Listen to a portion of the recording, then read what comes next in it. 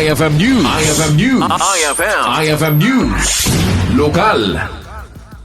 In panamnaman ni Mayor Virgilio Calahate iti ili ti Badok, ano kastoy at tiyempo iti panagbabagyo, kat aday ti maipaaya at tulong karagiti mangalap ana apektara na iti sasaadan ti panawan.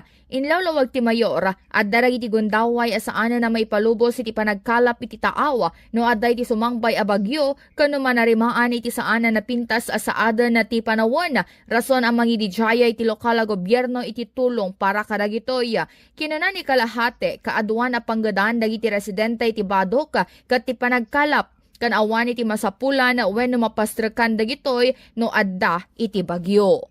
And the part of the fishermen ore kaskasano ket andalat tamot iti maalad da iti igit handalakit mapan iti natinga ing baybay ng nigiti ngamin fishermen tayo at the same time farmers tayo. Ngam no kasi nga bagyo sir no handa makapalaot aday ti may itid nga tulong kadakwada ayuda.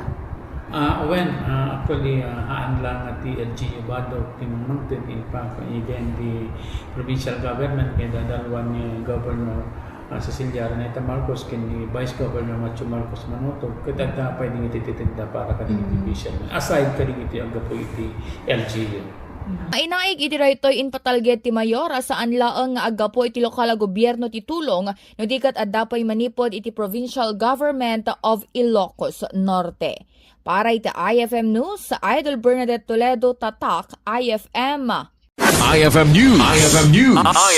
IFM News. Lokal.